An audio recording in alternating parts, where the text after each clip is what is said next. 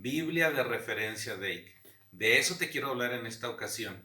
Esta Biblia tiene poco que salió y honestamente la estoy conociendo. He estado hojeándola y la verdad que me está volando la cabeza. Tiene tantos recursos que no había encontrado en otras Biblias y creo que vale la pena que hagamos una serie de videos cortos para que conozcas esta Biblia y si eres de los que te gusta profundizar en el estudio de la Biblia, me parece que va a ser una muy buena herramienta. Mira, según la caja dice que esta Biblia tiene más de 35,000 notas y comentarios al texto. Son muchas notas. Más de 500,000 referencias cruzadas en cadena.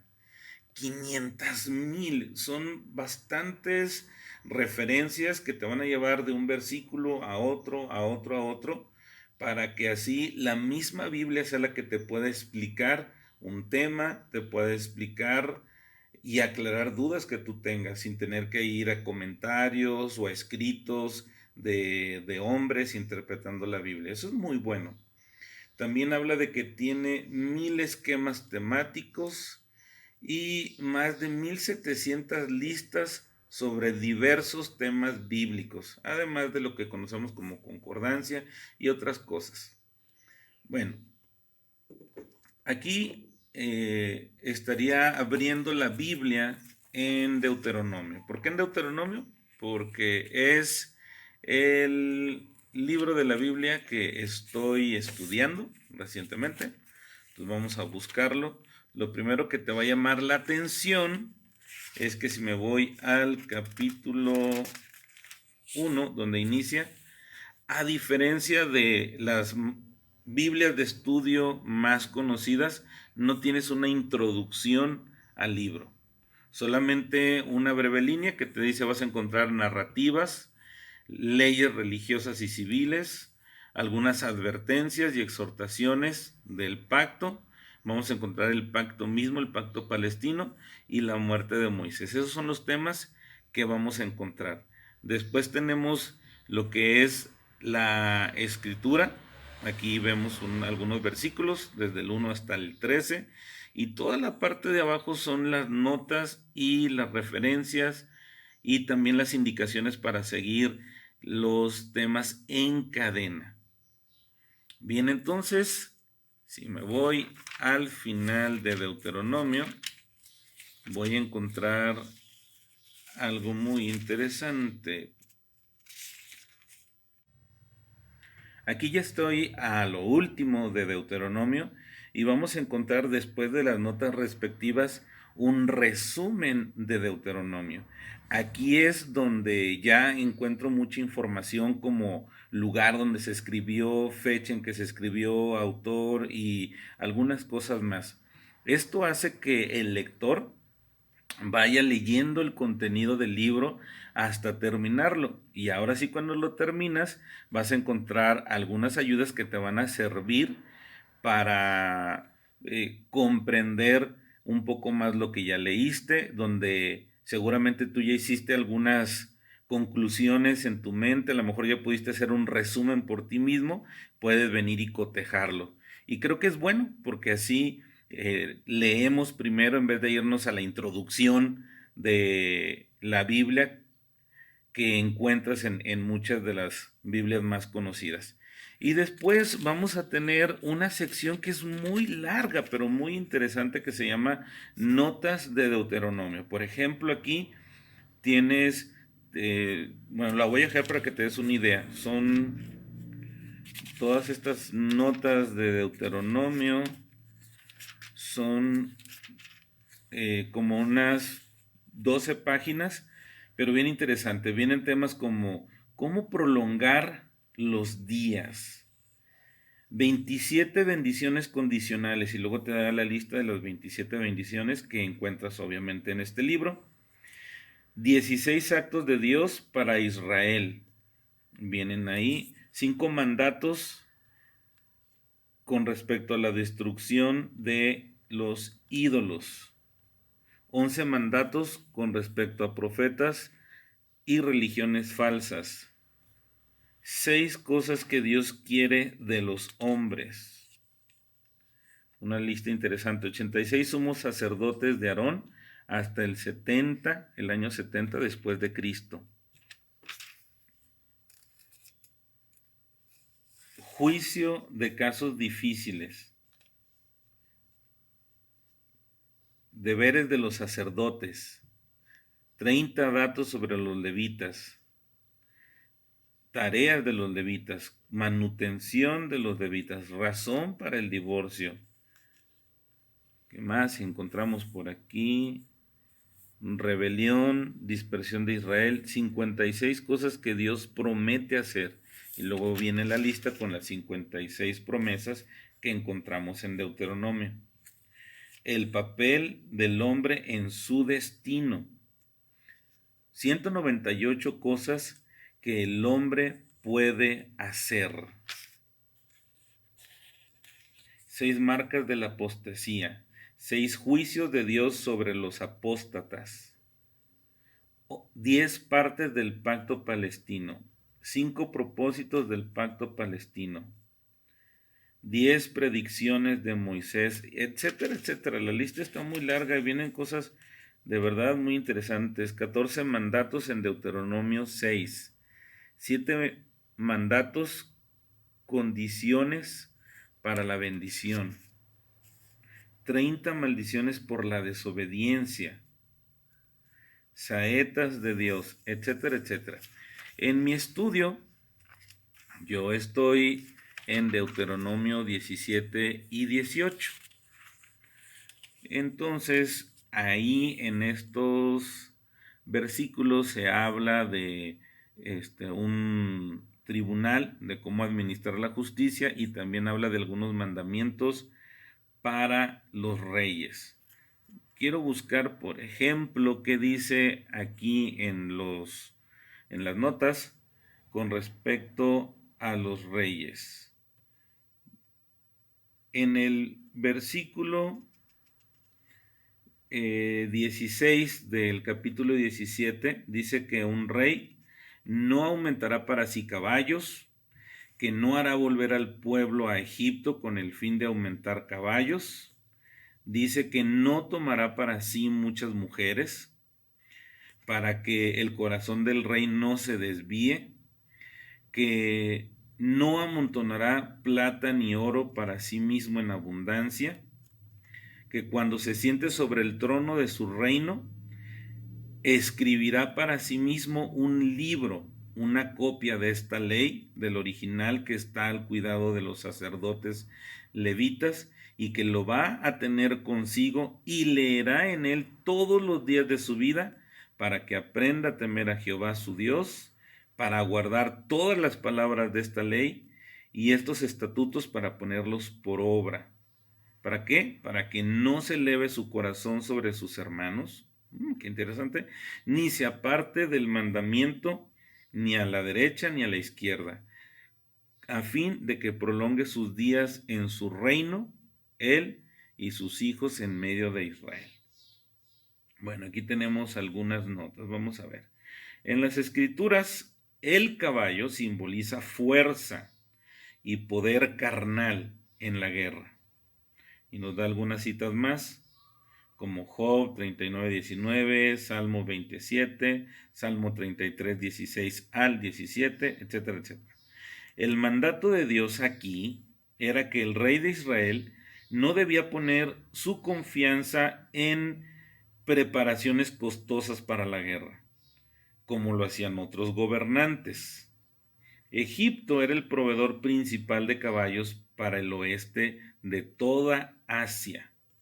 Dios sabía que al traficar o hacer alianza con Egipto, el pueblo resultaría dependiendo de ellos y se revertiría su magnífica obra de liberación de las ataduras a los reyes. ¿Qué más encontramos? Nos dice, el comercio con Egipto que llevaría a la idolatría. Lo voy a leer otra vez. El comercio con Egipto llevaría a la idolatría y la unidad con la nación. Israel podría hacerse dependiente de la caballería como medio de seguridad en lugar de confiar en Dios como su ayudador, como su protector y su fortaleza.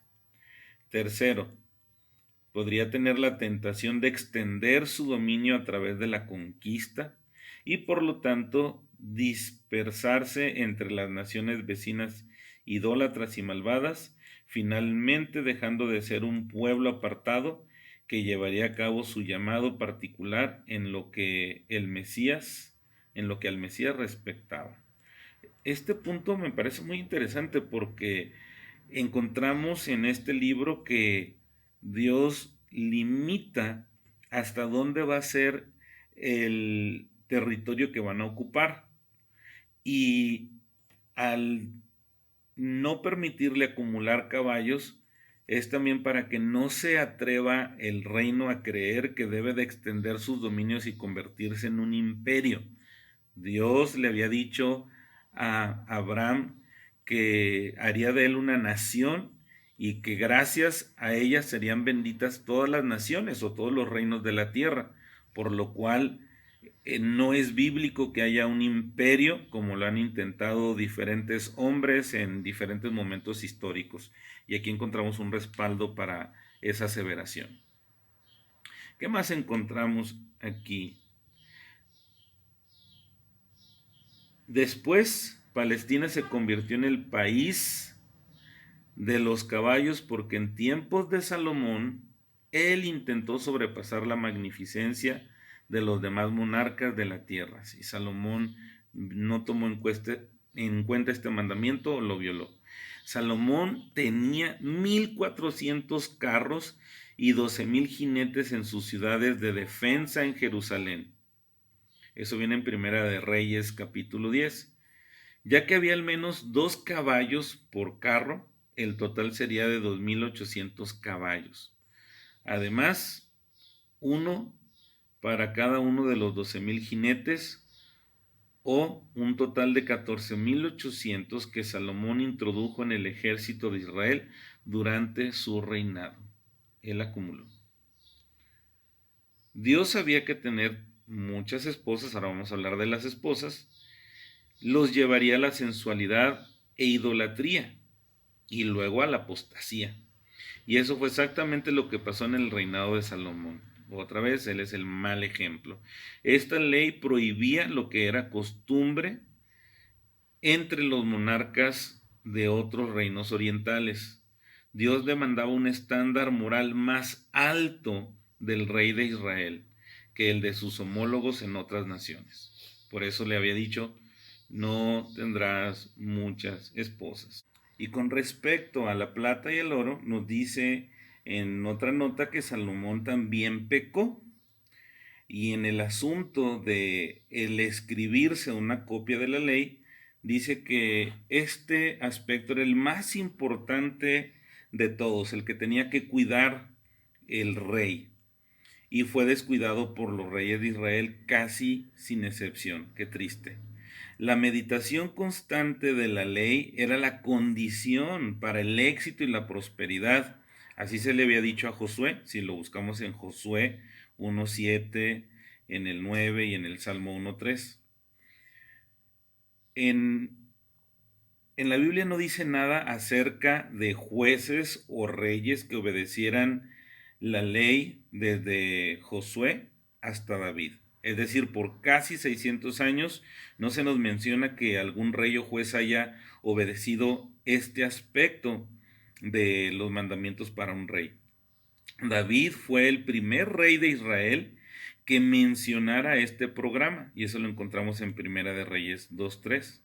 Y después de esto nada se dice acerca de la ley hasta después de 60 años de David en el reinado de Asa, según viene en Segunda de Crónicas 14:4, y años más tarde se encontró una copia de la ley en el templo y Josías se dispuso nuevamente a obedecerla, a leerla, a meditarla, a estudiarla todos los días. Y también encontramos a Josafat, que prestó atención a la ley, viene en Segunda de Crónicas 17 al 9.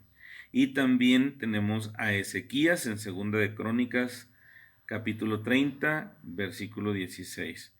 Pero casi todos los demás reyes, que fueron como 23 reyes de Judá, ignoraron la ley, así como los reyes del reino del norte, excepto Jehú. Qué triste, en un aspecto muy importante. Encontramos otra nota que nos dice los 7 propósitos de la ley para los reyes. Número 1, aprender a temer al Señor.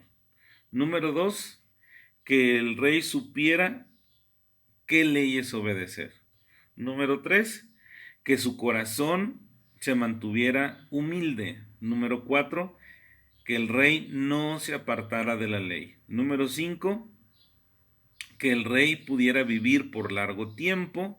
Número 6, que su reino continuara. Número 7, que sus hijos fueran bendecidos. Y bueno, estas son algunas de las cosas interesantes que encontramos en las notas de la Biblia Dake. Y por último te voy a llevar a una parte que me encantó, que viene a la mitad de la Biblia. Es una sección que se llama Preguntas del Antiguo Testamento. Y si nos vamos, por ejemplo, al libro que estábamos estudiando, vamos a llegar al Levítico, estamos en Números y en Deuteronomio. En Deuteronomio vamos a encontrar 33 preguntas. En Números encontrábamos 59 preguntas y en Génesis 149 preguntas. Qué interesante. Por ejemplo, de las preguntas en Deuteronomio, encontramos preguntas como: ¿qué Dios hay en el cielo, ni en la tierra que haga obras y proezas como las tuyas? Otra pregunta: ¿qué nación grande hay que tenga dioses tan cercanos a ellos como lo está Jehová nuestro Dios en todo cuanto le pedimos? Otra pregunta que encontramos es: ¿ha oído pueblo alguno la voz de Dios, hablando de en medio del fuego como tú la has oído sin perecer? ¿Qué otra pregunta encontramos? Por ejemplo, esta: de la manera que servían aquellas naciones a sus dioses, ¿yo también les serviré? Otra pregunta: ¿cómo conoceremos la palabra que Jehová nos ha hablado? Y por aquí, estas dos preguntas son unas de mis favoritas. Y no tenemos que andar esperando que venga una revelación diferente de la que ya nos ha sido dada en la Biblia. Dice la pregunta 294 de la lista: ¿quién pasará por nosotros el mar para que nos traiga el mandamiento y nos lo haga oír, a fin de que lo cumplamos? Eso viene en Deuteronomio 30:12. Y otra pregunta: ¿quién subirá por nosotros al cielo y nos traerá el mandamiento y nos lo hará oír para que lo cumplamos? Deuteronomio también 30:12. Y así vienen varias preguntas. Entonces tú puedes buscar qué preguntas vienen en la Biblia y esto te sirve para de ahí empezar una predicación, un tema, etcétera. Bueno, me gustaría preguntarles qué les ha parecido lo que les presenté de la Biblia Dake. A mí la verdad me ayudó mucho a profundizar y a ver con orden y claridad muchos puntos importantes de este capítulo 17 que habla sobre los reyes. Y bien, este fue el primer capítulo de una serie que vamos a estar subiendo a redes con la intención de que conozcas esta Biblia nueva que se llama Biblia de Referencias Dake. Si te gusta, si tienes algún comentario, por favor escríbenos a nuestras redes. Un gusto saludarte, soy Jorge Rodríguez.